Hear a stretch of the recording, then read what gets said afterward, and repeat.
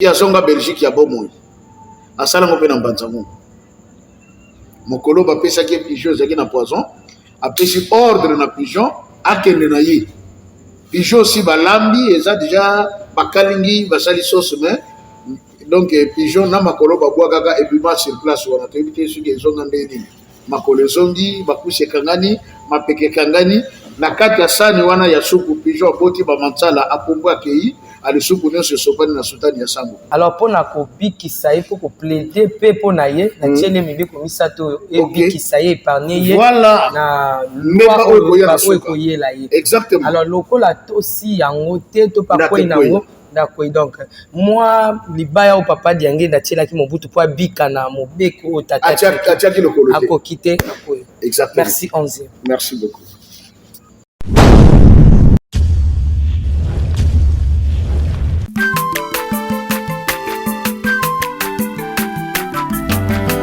Mwana moto te po akosangai abongwani pete po awangana nzambe ya le nazarien le nazarien le nazarien le nazarien bana kitoko koma mokondima atako bapakolaki mafuta na mosakolima lelo ya yo bolingo ebateli le nazarien lipamboli oyo mona na katempeni mama kandelobi kolapye mapapu masope mafuta tokokesikana longo na nzambe oyo babenga na makomi Jésus. Bonsoir, bonjour chez vous, bien-aimés dans le Seigneur, vous tous qui êtes branchés, vous tous qui aimez les Nazaréens. Avec maman Tiffany Mokoa, la princesse de l'Éternel, on est là pour la gloire de notre Seigneur et toujours à mon poste pour servir l'Éternel, notre Dieu, le Créateur du ciel et de la terre. Comme dit Habakkuk, toujours à mon poste jusqu'à ce que la prophétie va se réaliser. Aujourd'hui, dans cette émission, je suis avec Papa Joseph Kikonga. Ça continue, le professeur Pessa Lesson, tous les cas. Donc, vous êtes tellement nombreux en train de nous suivre. Binga, binga, partagez. Je ne sais pas pourquoi ces derniers temps, vous ne partagez pas les émissions, mais je vous demande et je vous supplie de partager cette émission et d'aimer aussi. Je demande à Alain Kiakala Jiramoka derrière la caméra de nous donner un cantique pour la gloire de notre roi, notre Seigneur Jésus-Christ. On se retrouve tout juste après pour dire déjà bonsoir parce que nous réalisons cette émission la nuit, donc le soir, excusez-moi, le soir, avec Papa Joseph Kikonga.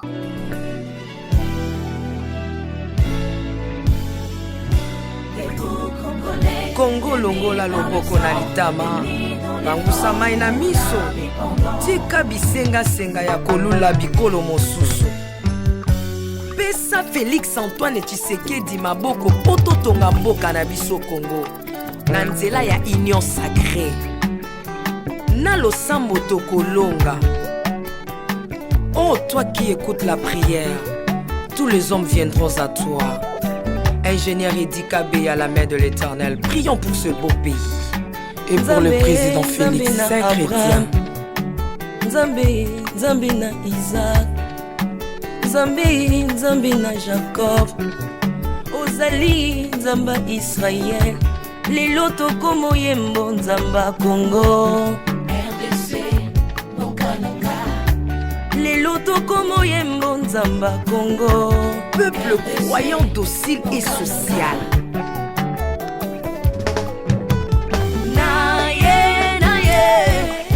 Naye bisayo makambo sali na bokonzi ya mboka nanga Congo, Congo. Selon Luc 1,52. Tu as renversé le puissant de l'air trône, mais tu as élevé un homme au Congo. L'incarnation de l'espoir de tout un peuple, Salomon de notre temps. La sagesse mieux faut que le bruit des arbres. Peuple congolais, Kumanakana, les logos a posé, biso masuwa ya Noa, bato balingi Congo, bakota na kat, pour mon pepa délige, comme mon bêta, libanda. Na kati ya arche de Noé, lion azalaka na beti ya kolia ntabate. mpo bolingo ekangaki ye libumu. Bolingo ya mboka epesaka place na banguna te. Pasteur Ami Daniel, ça c'est la sagesse. Le prophète de l'Éternel en Afrique. Apôtre Léopold Moto. La prophétesse Liliane Esther Taillou.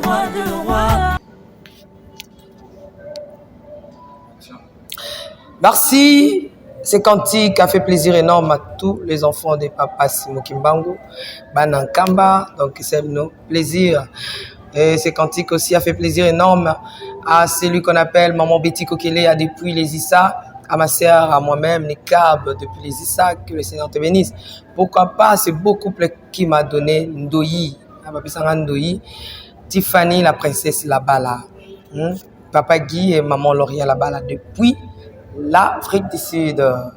Je regarde déjà Papa Joseph Kikonga. Je dis shalom l'homme de Dieu. Shalom. Bonsoir, comment vous allez? Je vais très bien. Nous réalisons cette émission le soir. Hein? Oui, on la réalise le soir parce que je dirais que je suis un peu trop occupé ces derniers temps. Oui. Vous savez, dans le kimbanguisme, on nous enseigne 3 choses. Bolingo, Misala. L'amour envers les prochains, l'amour envers Dieu, respect à Mibeko et Tata Nzambe, et Kosala Musala. Parce que Musala n'est pas la Kamout. Je ne dis pas que autre Sala que ça Musala, c'est ça Musala. Il y a mon écoute. Parce que les Lobatou Mingi, ce qui me fait vraiment plaisir, il y a comme on a que bon soir lui. Papa nga mama usambila wana na bono chango kate. Okay. Leo moko abenga kingo santé pena keno aza bateau pena wana kozika pena na kala. Donc style eza nana. Babia na bono kiba ote mais devient la nuit au pena do moni donc je dis gloire à Dieu. Voilà quelqu'un qui a compris que c'est le temps pour ça l'Nzambe. Okay. C'est le temps pour sa vie et pas Nzambe parce que ayoki oyete yami. Alors toujours salam nene. Mais il y a aussi le côté social pour chacun de nous. J'ai une femme, j'ai des enfants. J'ai une maison que je loue.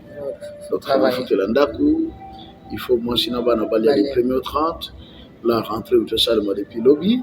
Junior façon la classe. Ah oui bon il est d'ailleurs c'est l'année prochaine. Il m'a dit pressé, hein? Déjà ils sont dans mon petit sac. Ils voulaient déjà partir à l'école, maintenant tu as à peine 2 ans, attends l'année prochaine tu auras 3 ans, on doit rebattre l'école. Alors il y en a qui déjà passent en école. Vous comprenez que dans le Congo, l'école privée, c'est pas le monde. Hein? Donc autant que ça va en école privée, vous avez pas moins de $500 à payer chaque année. Donc c'est beaucoup. Alors ceux qui font ça, là, à mon niveau.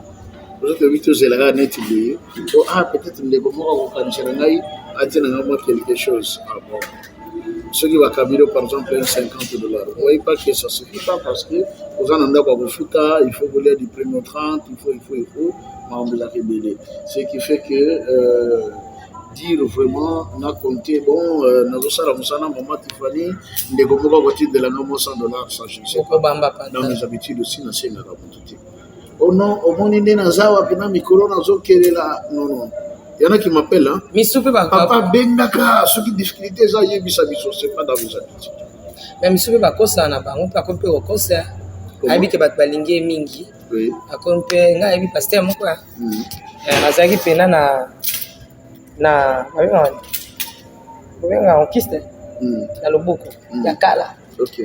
Est-ce que tu as compris que tu as dit que tu as vu que tu as sali moi le film ola lo bara kiste o ka benga batabi ke bakulu na kenda ki bakulu na oh njo na ki hôpital ba opérer so ba che band parce que là ba opérer ma kilé sauter panzani na lambane ya filma tindele bato na on baza we ba san ba bakulu na bunjira ba ole ba betinga libende na barre avec il y a parce que tu vas linguer makilande bomo makilane za ya makulu ndena zabu inanda ba mikolo ba côté linga puka na oloba makamba papa Simo Kimbangu eh oui bato bazo côté na banda ba linginga susté pour na défendre mikolo là na ndotembo bomo na ngata c'est moi une semaine eh bato poto ba mona passe hein Non, mikolo wana mona ngate na senini nazaki nanu na ndako parce que oh il m'a sena une semaine est-ce quoi yo banks na obino parce que na zwaki vraiment attaque bato ba l'état lingaka kanga ngai vraiment bakanga nga kutu na pese ba mbongo yo bongo te maman biso nalobaka toujours lingombe ezote ya biso mobeko ya liboso tozalaka nsima l'état na kozala mpona bana kodénigrer l'état te non ngai ndeko moko atonaki nga na quartier papa pasteur ozalaka mpe na makambo ya kotonga bandako nabi wi biso tebino kaka na bible nabi 1 sala sambila sala ozosambela osalaka mpe po ezalaka te dépendre na bandimi bonso oyo bapeshe to mete obeta libanda soki nasali esika nasali moto akolobaki mosala na nga namoni emonani ezwa mwa 1 franc kasi elinga na ndako vous voyez donc ce qui fait que na mosala me tokotika makambo oyo totinda bino yango te yango nalobaki lelo en tout cas je ferai de mon mieux quelle que soit l'heure de travail. Merci toujours pour l'émission la biso apenda butu hein toujours que 20h mais to réaliser émission pour que yo opamwa na part na yo partager émission aimer émission ekozala malamu mingi. Merci à ndeko nyonso to bazali ko aimer ko partager musala ya makasi to ko sala pona bino et pona papa Simon Kimbangu. Papa malobo mboka yo tokoba. Merci beaucoup. Navanza to bandaki le Kambanatu a étalé ma prophétie à papa Simon Kimbangu.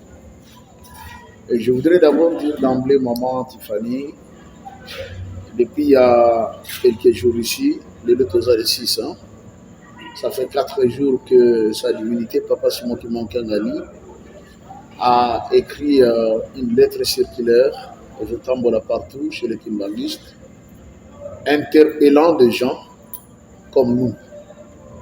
C'est-à-dire biso tozo ko évoluer dans les réseaux sociaux.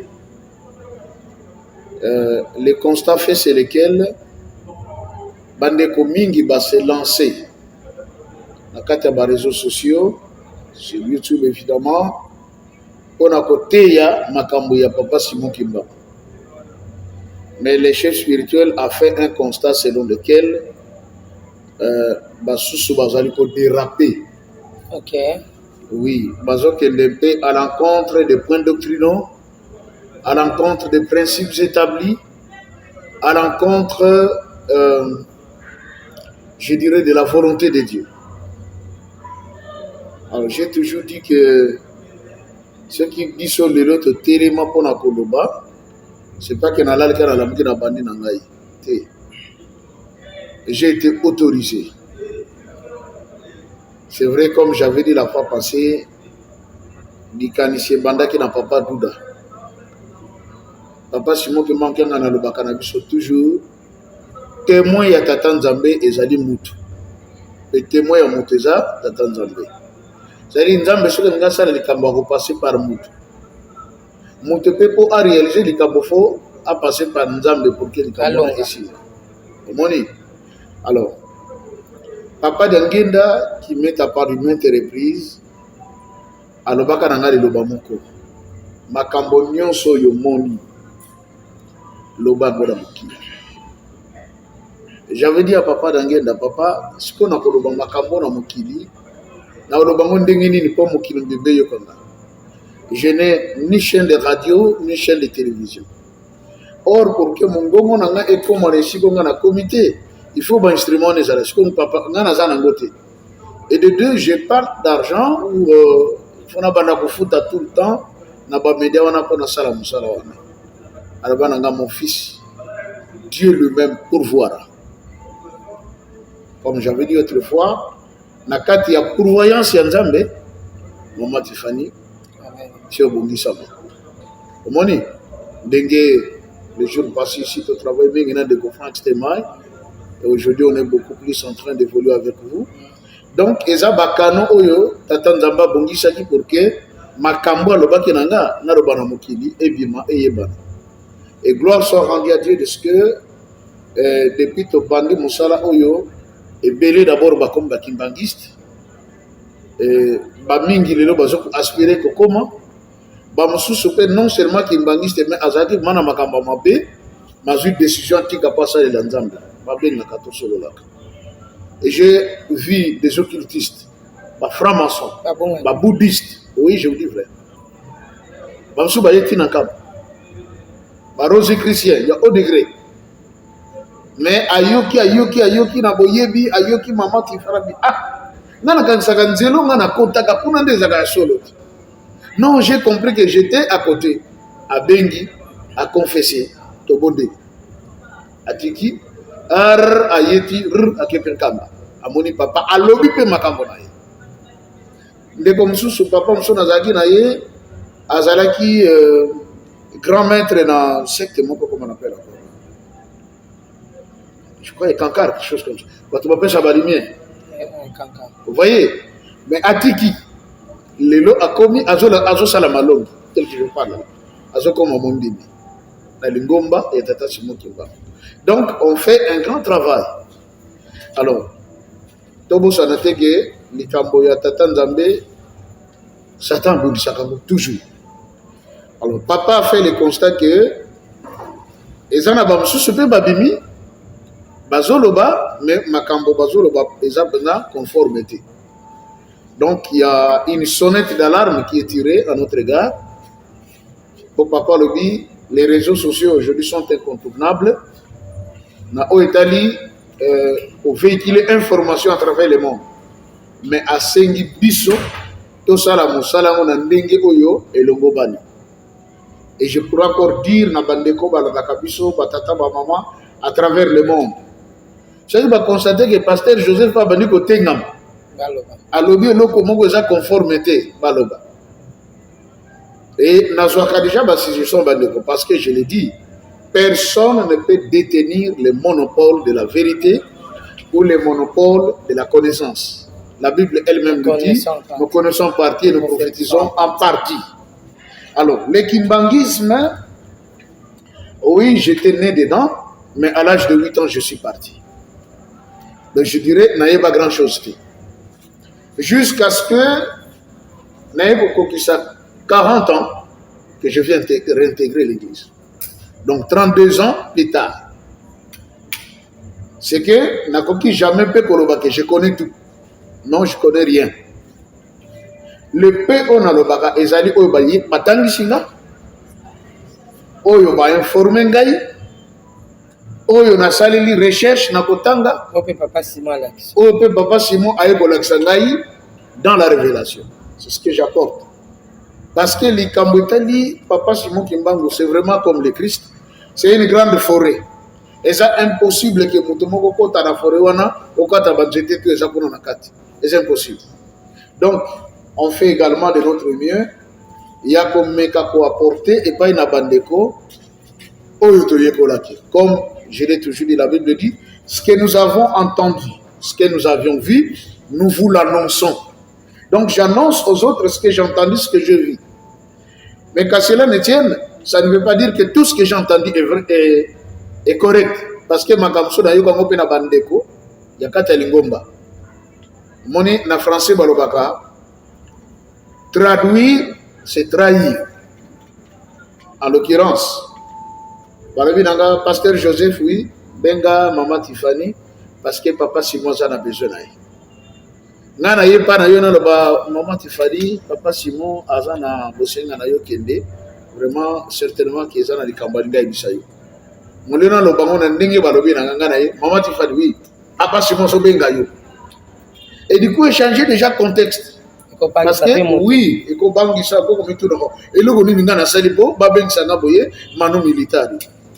Alors, ma kamsu se peut bande kolingo Mbappé. Papa, au moins jour tel, ils allaient kaboué, mais ergonomie comme pas mon version le corps et c'est comme un peu 1000 montres on dit 1000 heures. Bon, c'est la même heure mais qui peut différer de minutes. Oh, il y a 20h40, nous sommes à 20h45, nous sommes à 20h50, nous sommes à 20h10 minutes. Mais on sait que tout ça, 20h. C'est-à-dire, tous parlent de Papa Simon Kimbango, mais chacun peut-être n'a moins parti où il y a bâti sur le même Bible de Totanga. Les évangiles synoptiques ne sont pas identiques.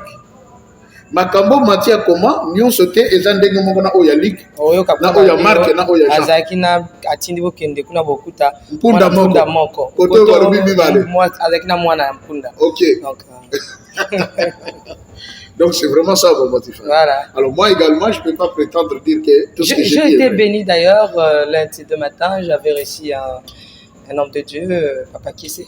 OK. Il m'a parlé aussi de Papa Simon Kimbango. Quand vous avez parlé de Papa Simon Kimbango, c'est vraiment la forêt. Je confirme parce que lui il a témoigné, il m'a dit que dans le stade où il y a un martyr. Oui.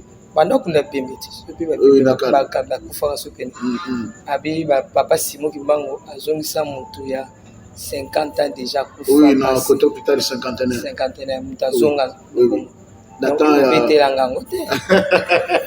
Non mais au moins tant que ça la émission makamsu to loba gezali onzamba inspiré na mukolo wana. OK. C'est comme je dis, l'histoire de Papa Simon c'est grand. Oya salaki na Kinshasa, abimisa Belge akufa depuis plus de 50 ans. Et puis azonga Belgique ya bomoi. Asala ngo pe na mbanzango. Mukolo ba pesa ki pigeon zaki na poison, apesi ordre na pigeon akende na yi. Pigeon aussi balambi eza déjà bakalingi basali sauce mais donc pigeon na makolo babwa kaka et puis ma sur place wana to éviter ce que zonga ndeni makolo zongi bakuse kangani mapeke kangani na kati ya sani wana ya suku pigeon boti ba mansala apombo akei ali suku nyonso sopani na sultani ya sango sango atikali na sani za na supu ya pambe za na poison mais pigeon akie na ye alors chaka bango moi trouble abi mais finalement on ne comprend pas boyo kimbango que nous allons soki que nous a prophète ya solo awa tokunda de konabiso yebisa biso akufa kan kombone nani et puis abi bon kuna kutunake musika moi na loba akufa kan kombone nani apesika ordre mutango le bele yango abima wana lisusu bazong c'est la Belgique ya bomo na mbanzo ko tanto na ko. Donc Papa Simon a fait tellement de choses ya on a loba que je peux pas me mettre à comparer Papa Simon et le Christ parce qu'ils sont une seule personne. Christ a dit je suis dans le Père est à moi. Tout ce que le Père a est à moi. Et alors oui, c'est pourquoi je vous ai dit, il prendra de ce qui est à moi et vous l'annoncera. Mais est-ce que papa par rapport à l'être papa ya yemei oui. Nenga tindi est-ce que bino bato bo tinda mi to pe bo bimi ko lobana tina Papa Simon Kimbango bokuta na kape bolobana kape pambatena bite Kimbangi c'est ça ordre vous en ba kambina bino est-ce que bazui pe temps ya ko bengisa ya ko sélectionner ko baite batinda mi baoyo bawana to ebi bangote et que bo dénoncer pe baoyo église etindi ba pambate ko sala bulu yeke. En tout cas au soulever pour moi ya malamu maman Tiffany.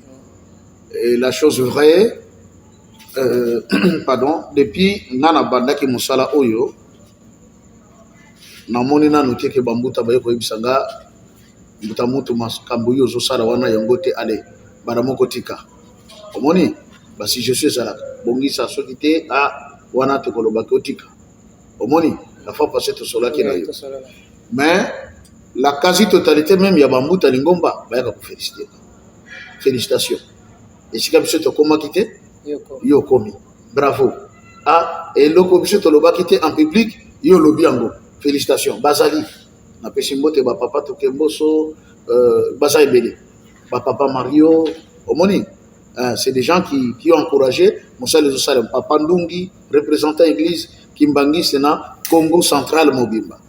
Imaginez que ça la conférence premier jour tant on a kera matadi aloba ngobi mutamutu tangaye ba bengisi na Ishiki kaza na conférence aloba pour makambo Papa Simon ngai penga na lobaki oyo elengi oyo sikoyo aringate ya bisoni mais tango sali conférence wana maloba Papa Ndungi albi nazwaki kaye nazokoma mais na rapidité makambo on loba parce que zo la tango na monika ki ko komezo pesa na retard na déposer stylo pona yo kaye bien.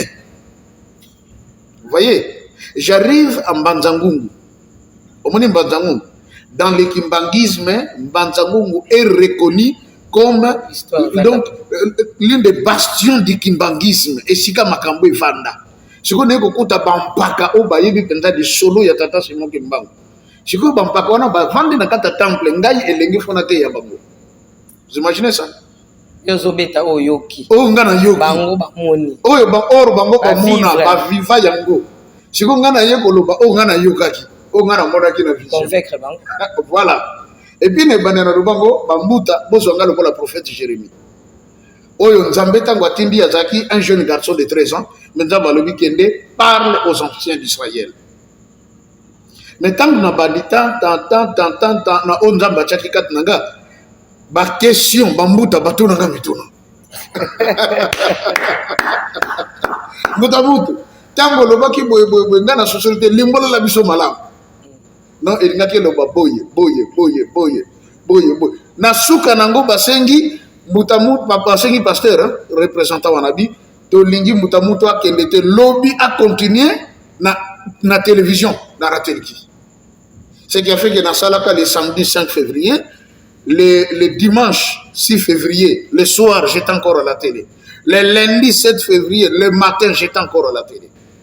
Et ça fait que même les pasteurs des églises de réveil, Yambanzangungu, Bakomaki na une autre vision de Papa Simon Kimbangu. Et Papa Simon Kimbangu Kiangani. Au finish, Bago Sala Monument, Nambanzangungu, Oyo, Batiaki, photo de Papa Simon Kimbangu Kiangani, peut ba déclarer comme étant le père du réveil.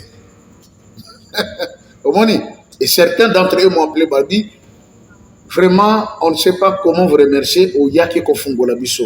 On avait une mauvaise compréhension et connaissance de Kimbangu. Lorsque vous avez parlé du statut, je vais poser la question, pourquoi tous en statut monté à Papa Simon Kimbangu? Ndenge Lumumba ezali, Kasavu ezali, mais il y a Papa Simon Kimbangu ndenge vike ba indépendance ye mutaluba, beuti pana ye nyonso ezali, mais atana statut pamba. Et cause atatika la kana ba voiture na mituka bato.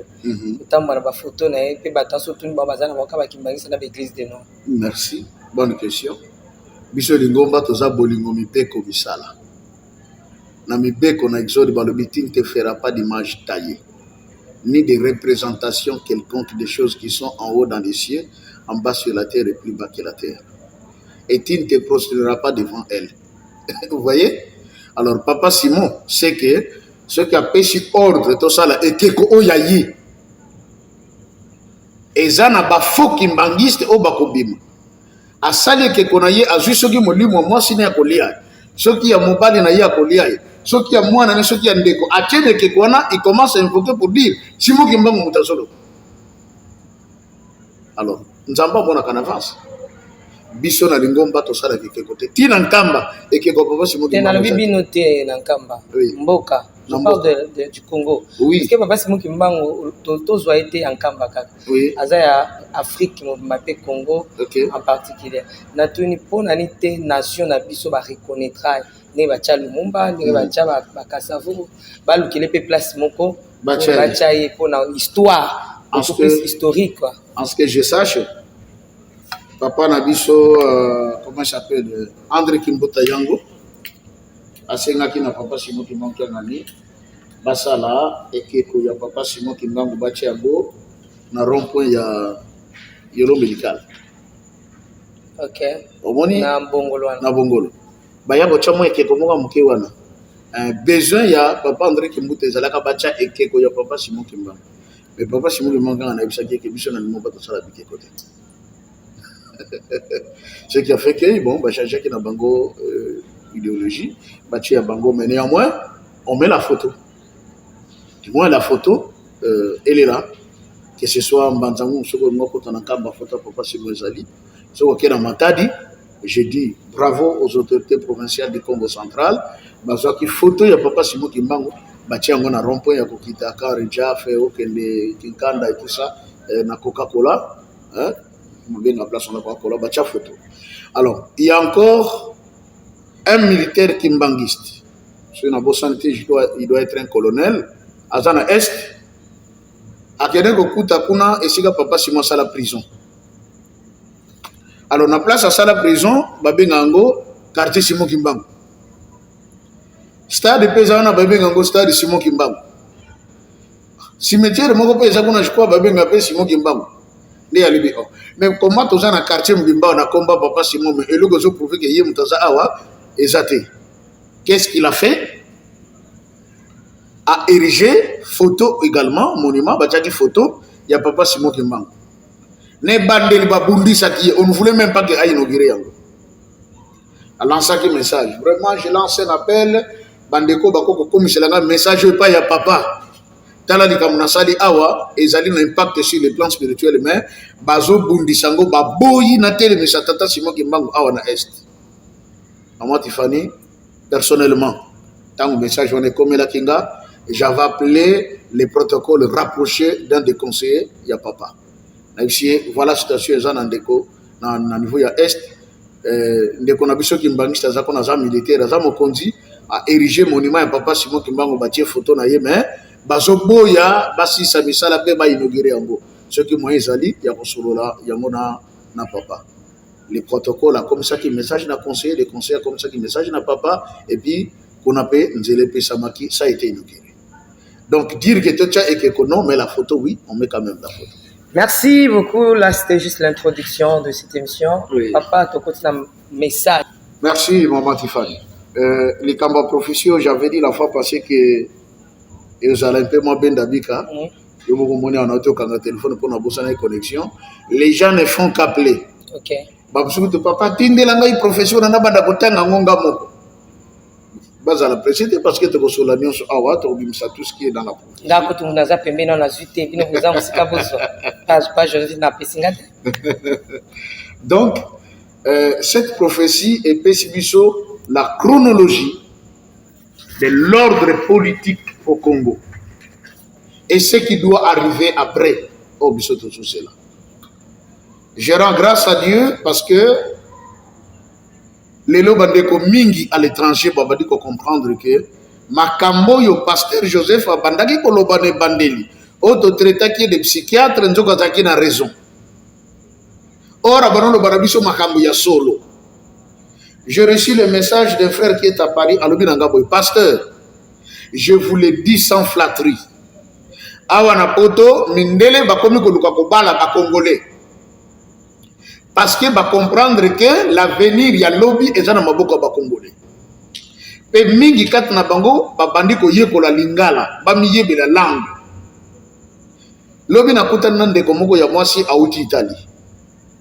Azaki mana besoin to bona parce que depuis azaki kuna to bano solo là et tout ça azaka na moi problème et non, on a prié d'ambassade la Kengo. Tangu to kutana lobi na ngabo papa. Na mati na train na mwana na ngai.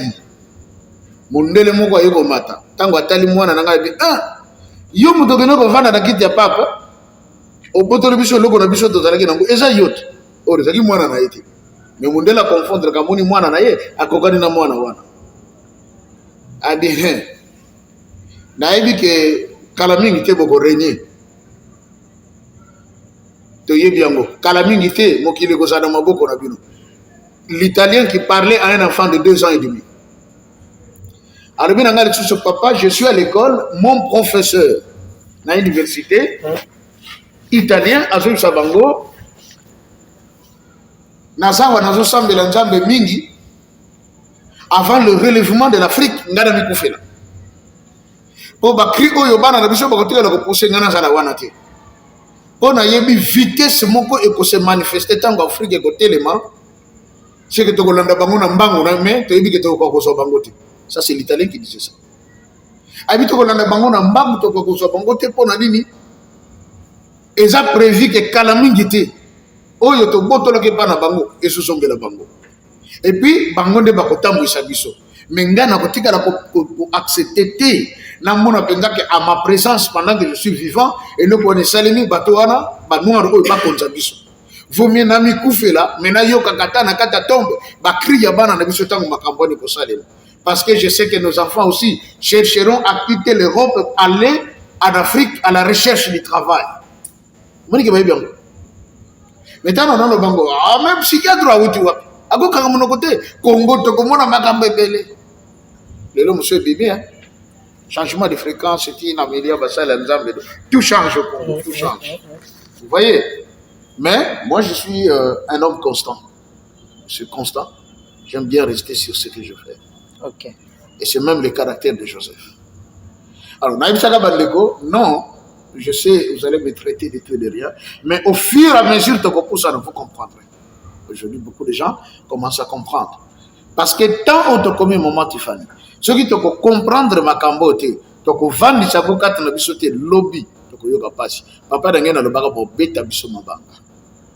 C'est comme si tu as un on a toujours bande comme ça. D'ailleurs, ma kimbangiste au bazar à Katikuna. Biso tu as un bêta bino mabanga, mais tout Congolais kimbangiste.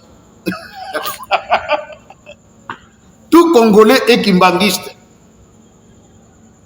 Qu'il le veuille ou pas, il est kimbangiste.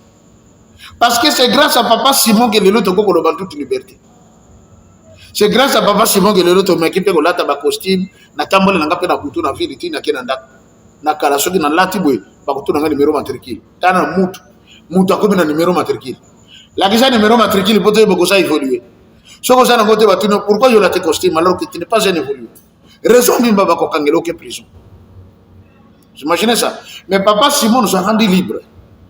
J'ai été envoyé pour libérer le peuple Congo et la race noire mondiale. Réponse à Papa Simon Kimbangu, le 3 octobre 1921, dans Banzamo. Et maintenant, qui est qui?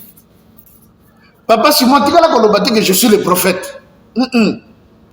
A dit, je suis le sauveur, Voulouzi.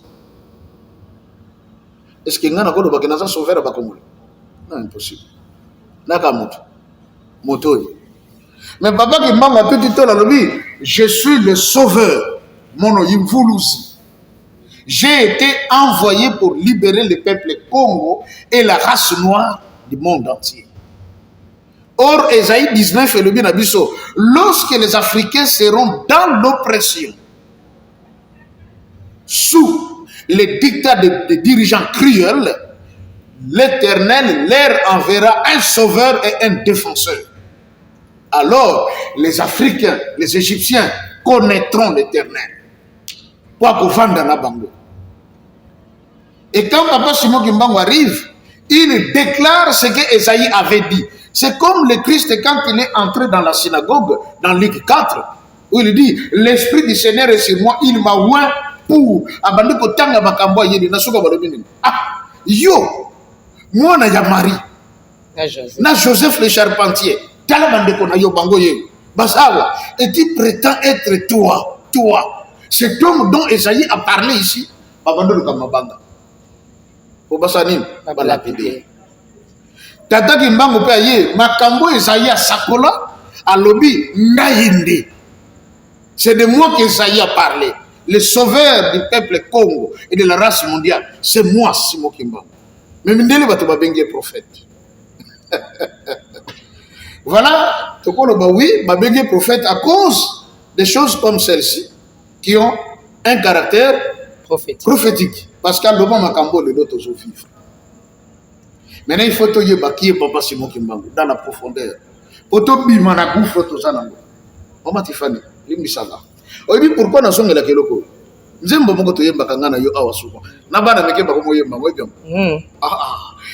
ba para moko ba benga depuis États-Unis en Atlanta mais ba abi papa attendez on va vous faire passer notre enfant moi et moi aussi yeba moi na bota min États-Unis azam ta how do you go mo hindo hako sepela keloko mondele asalié na katana ko vous imaginez ça? Okay. C'est pas possible. Abi papa, elle aime ses cantiques. Mais ceux qui pensent que compagnie sont le or, la clé pour nous, qu'on arrive à ce stade, est bien plus que ça. Hein? Simon Kimbangu au centre du tout. On a un frère, c'est curieux quand même. On n'a pas fait qu'il est sénégalais. Mais là, je commence à apprendre qu'il est congolais parce que jour où Akoufi, il ne paraîtra pas être de Sine Bachaki. C'est lui qui a fait tourner le film de Black Panther. Vous imaginez ça? Vous voyez qu'il y a un film, on a le Beli Congo. Black Panther. Oui. Alors, Beli Congo, alors Beli Mboka Moko, Abenga Congo Nini. Combo Ebungi. Mais ce qu'on a profondément, il parle comme d'un Kamba. Alors, cité Moko Boye, ils ont négligé dans une forêt, mais à partir de la cité, on a une nouvelle technologie Kobima et Kotambousa Mokili. Et la technologie, on a tellement extraordinaire que Batubazan a besoin que Matabelo était et qu'il y a un accident pour Batubakouf. Or, puisque papa Simon qui manque un azolo barabiso maintes reprises, les bosso tozo kende, motomoïndo kosala biloko et bomakate. On m'a dit Moutouka, mais jamais Moutouka de kosala accident pour Yokoufa. Quelle technologie! Mais notre frère là, à ça le film nango, yango moni ba précipité ba boumi enoki, ba kosbiso que ça cancer. Non, abimisi secret obindele ba yeba kiteke ba yindo, ba kokoma na point ya kobimisa loko wana. Bato balanda ka film wana Black Panther, siko ba comment comprendre tout ça à cause de Moussala Tosala.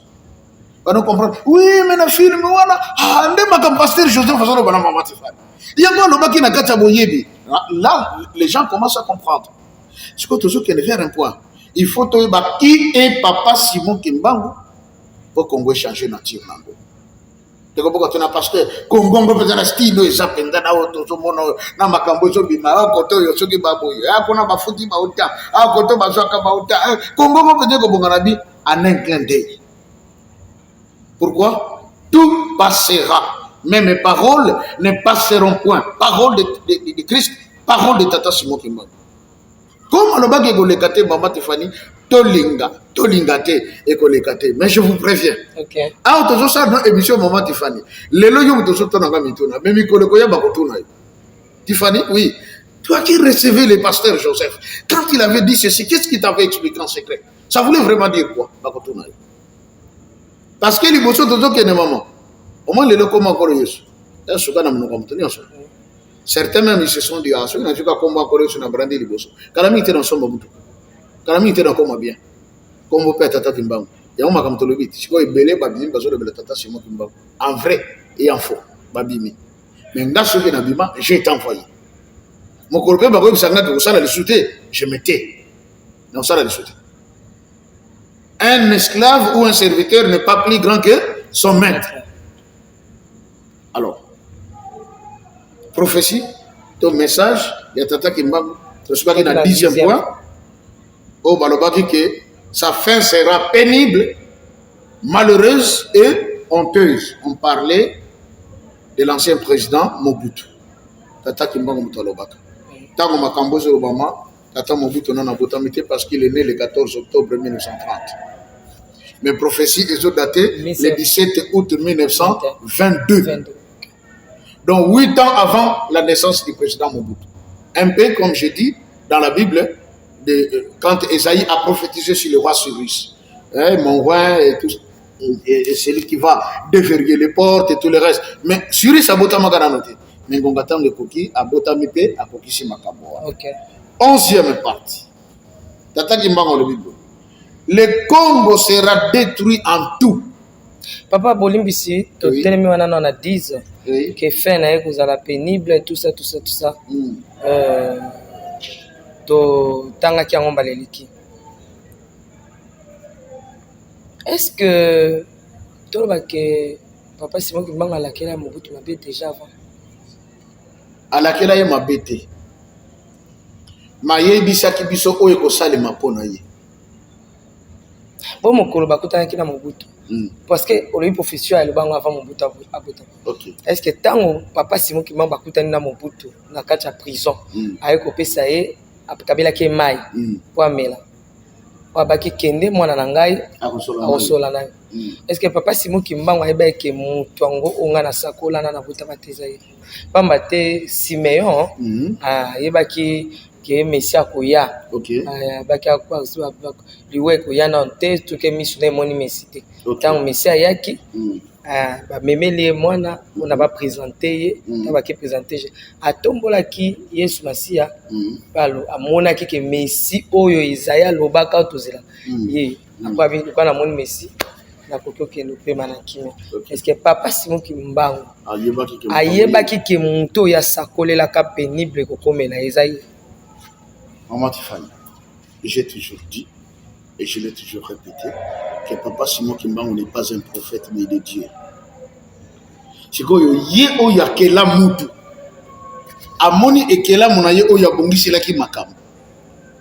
Est-ce que akoko bosana ye? Pilate kutu tango amoni Yesu alobi eche homme, voici l'homme. Oya original, voici l'homme.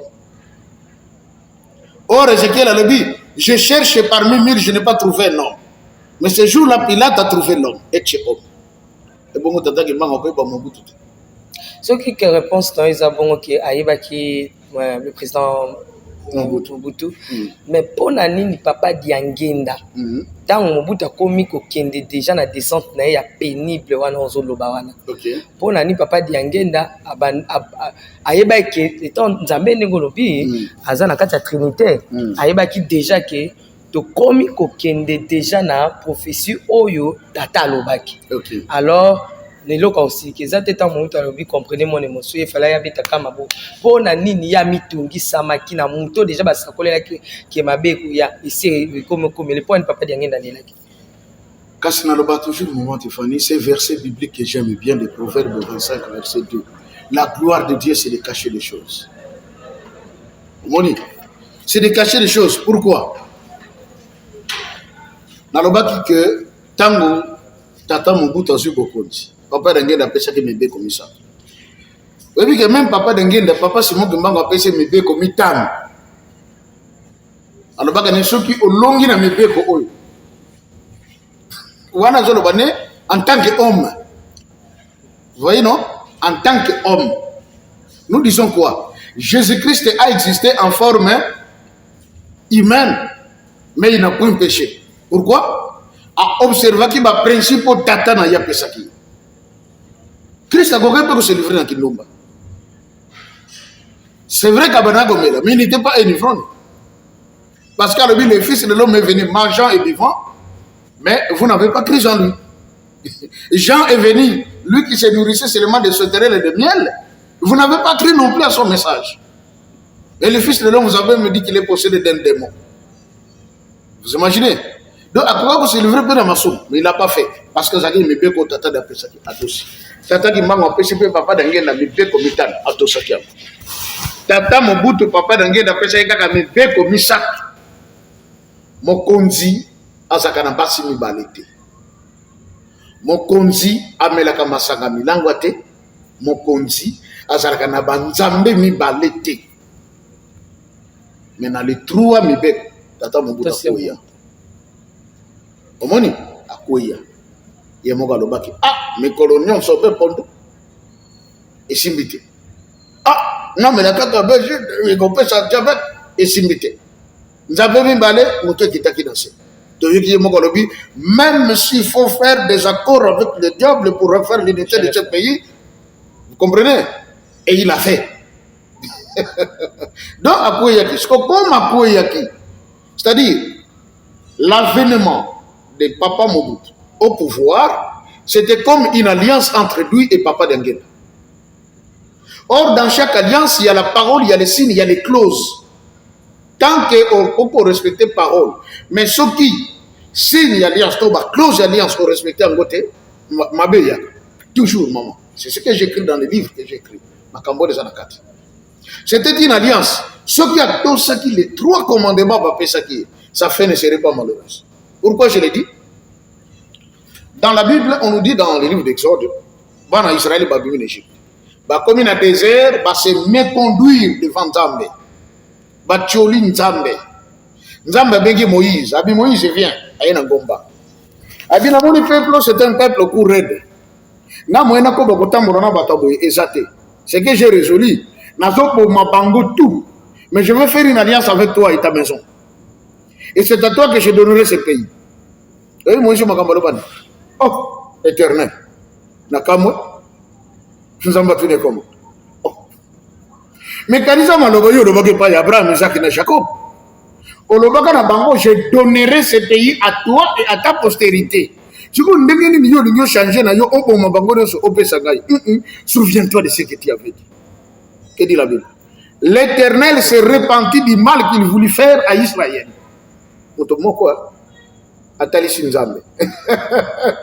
Donc, s'occuper le maréchal, à tout ça qui les trois, mais bien que papa de Nguyen a fait ça qui est, n'a souka malgré Mbébagwana, alingaza la lokola Ézéchias. Éternel, souviens-toi de moi. Ce qui n'a pas malamu donc ezaki papa diange ndayebaki ke liboso to paye pa ezaki lokwa za na kati ya trinité ayebaki ke motongo oyo papa lobaka oui. Alors pour na kobikisa ye pour ko plaider pe pour na ye na tiele mibiko misato ebikisa ye épargner ye voilà na loi oyo koyela ye. Exactement. Alors lokola to si yango te to pa ko nango. D'accord, donc moi libaya au papa diange ndatiela ki mobutu po abika na mobeko tata atiaki lokolo te akokite. Exactement. Merci 11e. Merci beaucoup. 11e, le Congo sera détruit en tout, la souffrance et la misère s'installeront, les gens crieront et pleureront au Père céleste. La souffrance, on va le dire d'abord, le Congo sera détruit en tout. Sans exception. On n'a pas qui manque. En tout. C'est-à-dire, destruction du Congo et banné dans tout le Congolais. Oh, Nandé. Moi, tu fais. Ce que tu as dit, société n'a pas commis les lots. Il y a de quoi se poser des questions. Est-ce que tu as sous bateau bien te changer nature? N'a pas besoin de ça, mon cœur. Tina ye abo nzela koto ba buki buki na ye na moto na komi na ezo na kiti na moto nga na kiti na zimbongo na futi na ndeka bebinga alinga ken sikoyo na na katisa mais moto mso ye tina lokolo et pourtant azomo na nga na za kotir manena katsa mais ya ye sikoyo tango sentir que a tutinga yoga mbala moko au lieu de se excuse mais yoga mbala moko Keba.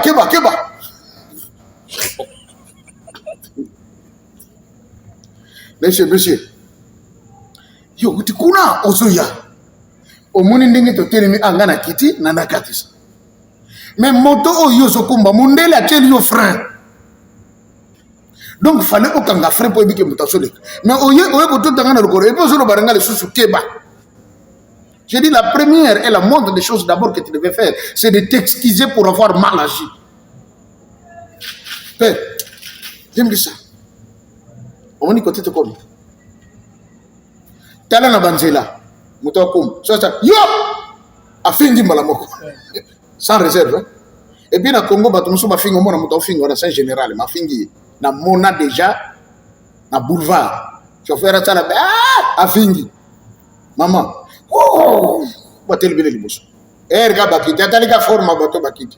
Obi ke chauffeur ambe bibisa na taxi ala na boutro, azu sengo bolibisi. Nzoka tia fini général mtozo na kata. Mi ya fini.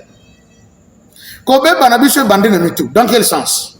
Aujourd'hui, beaucoup de gens, ça m'étonne quand même, Bali Bisanga. Moi, en ce que je sache, ceux qui m'ont nommé Moutou, c'est vrai au Congo CP là, mais c'est une charge. Il faut ça le passer. Vrai ou faux? C'est ça bon.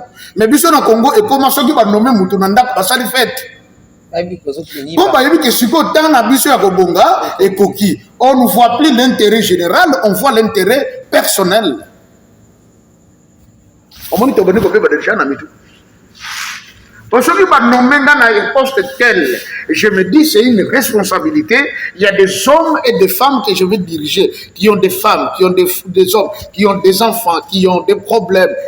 Na loi ya management balobaka tout homme est un problème. Donc papa bolimbi simukena beta moi topena tuna motuna na ningo lobi ke Congo epebi na kobana na mitu ya bato. Oui. On de comment na Facebook abi ata satana akomo kobanga Congo. Oui, abanoka mobiso. Azokama azoba makambo yo nga elekila ngata na place ngana fanda makambo ezo sala makuna na zoebate.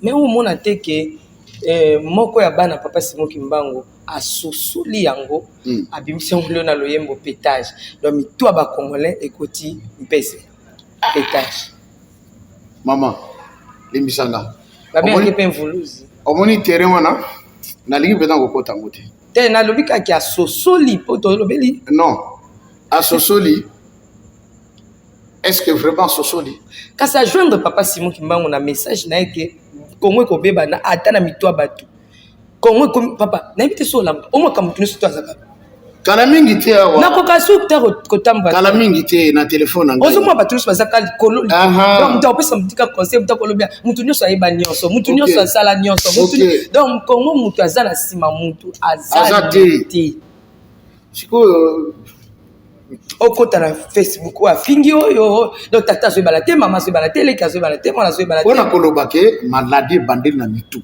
mama tifana maladi ya liboso tata Simon Kimbangu abikisa oyo ekenda sango officiellement mama Nkiantondo elingi koloba merci nini matondo nini oyo pesinga effectivement par rapport ya kombo na ye na acte pas posé ezalaki ndenge moko. Cette dame souffrait de mal de tête ya grave ke po azwa kimia alali bazwi libanga ya kilo batie na mopanzi papa Kimbangu abikisi mama wana atomboki contre tata Simon Kimbangu ozandoki yo mutu olokaki nga komo okoki kolianga te yango oyo kolongola pasi no tiaki epa na nga donc tata Kimbangu sikoyo mituni Nkiantondo Nkiantondo matondo nini na mwasi oyo na nyonso nga nasaleli ye tala merci azopesanga ale bakongo babakisi balobi makaku soko moni ye kosokole loboko te awa eza ya koyinda soki etedi yango akobetela mbata omoni sikoyo maladi wana abikisa malheureusement ti lelo eza na biso yo nalobi kasi eza imaniaki papa Simon alakela biso mabe te alakela biso mabe te alakisi biso solo ke eloko nayaki nabandaka bo na kobikisa bino na mutu. La tête d'abord qui est balade, maman Tiffany. Le président Omar Bongo, comment il livre le bien, le développement d'un pays commence par le changement de mentalité de sa population. Ça dit beaucoup, non? Deuxième phrase, Natanga dans le livre, un bon chef, ce n'est pas celui qui travaille beaucoup, mais c'est celui qui s'entoure des hommes et des femmes capables de rendre un service de qualité. J'ai loué ce livre. J'ai dit oui, ce monsieur c'était un bon penseur. Parce que nous avons maman Tiffany. Mon salaire au salaire, c'est des hommes et des femmes qui vont rendre un service de qualité. Bateau Mboli. Mais ce qu'on m'a mis bateau, parce que service n'a pas besoin de m'aber, mon salaire bébé. Après moi, bateau a fait comme un beau combo. Et puis comme on va venir à Congo.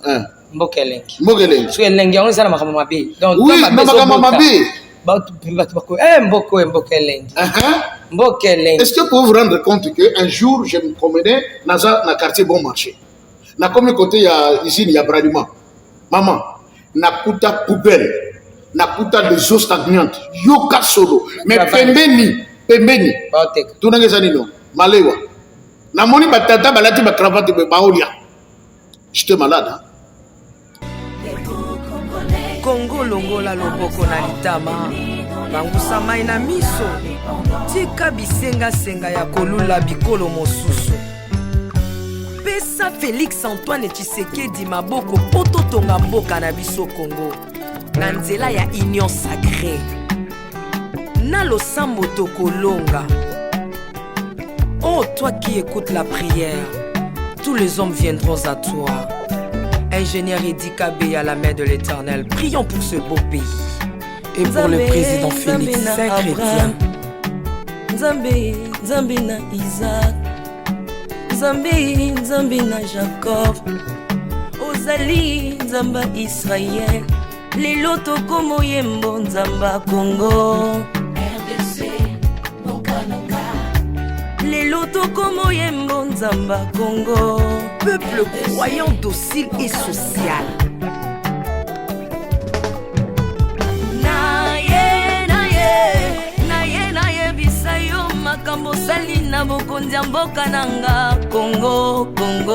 Selon Luc 1,52. Tu as renversé le puissant de l'air trône, mais tu as élevé un homme au Congo. L'incarnation de l'espoir de tout un peuple, Salomon de notre temps. La sagesse mieux faut que le bruit des arbres. Peuple congolais, Kumanakana, les lots ont posé, biso masuwa ya Noa, bato balingi Congo, bakota na kat, pour mon peuple délige, comme mon bêta, libanda. Na kati ya arche de Noé, lion azalaka na peti ya kolia ntabati, po bolingo ekangaki ye lipungu. Bolingo ya mboka epesaka place na banguna te. Pasteur Ami Daniel, ça c'est la sagesse. Nzambe na Kimbangu, le prophète de l'Éternel en Afrique. Nzambe na Bantoma, apôtre Léopold Mutombo, Nzambe ya baroi, la prophétesse Liliane Esther Tayo, le roi de roi. Yondo zalaki na David, Yondo zalaki na Salomo, lelo tokomo mono Kajafati. Lelo tokomo mono Kajafati. Mboka soki ekambami na bana mboka ya solo oyo balingi mboka ekole ekomaka terre promise. Pasteur Koutino, Maméri Koutino, Accent Mungu Baba. Bolingo na yo na mboka ya Congo, lelo oabuze biso masuwa ya Noa. Bato balingi Congo bakota na kati, pour mon pepa délige comme mon bêta. L'Afrique a la forme d'un revolver dont la gâchette se trouve au Congo. Mwambi wa Nzambi, Alpha Lukau, Lomba Bwaji Tungaje. Mama Denise Nyakero Tshisekedi, Konsesi pour papa. Acte 24, verset 3, Code Mboka Nangai.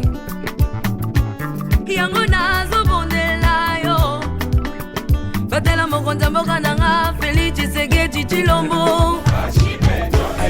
Mwambi Jean Oscar Kiziamina Kibila. Kupeka tuyabe na Egypto, bajika bayi baswani Kongo Afrika mukanana to. Mwambi wa Nzambi Marie-José Afoka. Lelo Kongo ezwi mokonzi, oya lingi yo Nzambe balingi mboka nanga. Yesu Masia tokozongisela yo nini mpona bolingo na yo na mboka ya Kongo opesi biso ya malonga. Basali na yo bapakoli ye mafuta, ndengo pakolaki bakonzi mafuta, ndengo pakoli pe mokonza mboka na ngai. 32 plus 18 epesi 50 nano asali 50 atandeli Yesu na Kongo, Kongo ekobonga kaka. Mwambi Roland Dalo mwelamani, Mwambi William Tindwa Kapanda, Jacques Kangudia, Kongo eza Mwambi wa Nzambi. Este ya Kongo eza eteni moko ya nzoto ya Kongo. Basi na bino eza basi ya Kongo moko. Ekibela na biso nyonso na Kongo eza kaka Yesu. Mwambi Jedeo Lumana, Mwambi Marcelo Tunasi mwenamani, Mwambi François Mutombo, voici l'homme mwenamani. Mpona bokonzi Kongo azwi na Union Africaine yaka to célébrer. Okoki kozala na tendance na yo, kasi oyo eza likambo ya mabele. Célébrer. Mwambi Godempo, Mwambi Tambuluko, tu as un Mwambi Jean Bosco Kindomba, Israël Lamani, le pasteur Freddy Odiembo. voici comment l'Éternel a tendu sa main dans mon pays, en nous donnant ses bons présidents Félix Tshisekedi. Le Congo doit changer parce que vous avez un beau pays. Et je vous fais le serment que d'ici la fin de mon mandat, vous allez voir un Congo nouveau.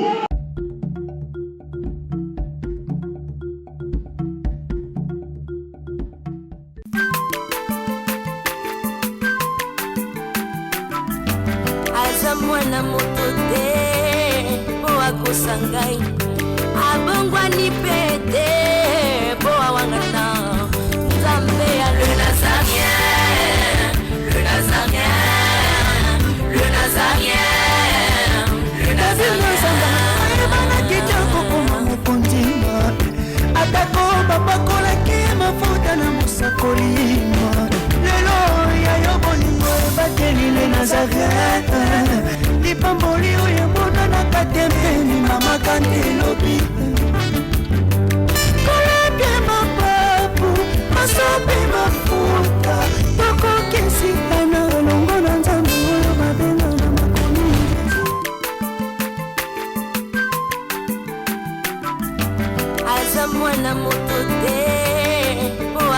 na ngai abongwani mpe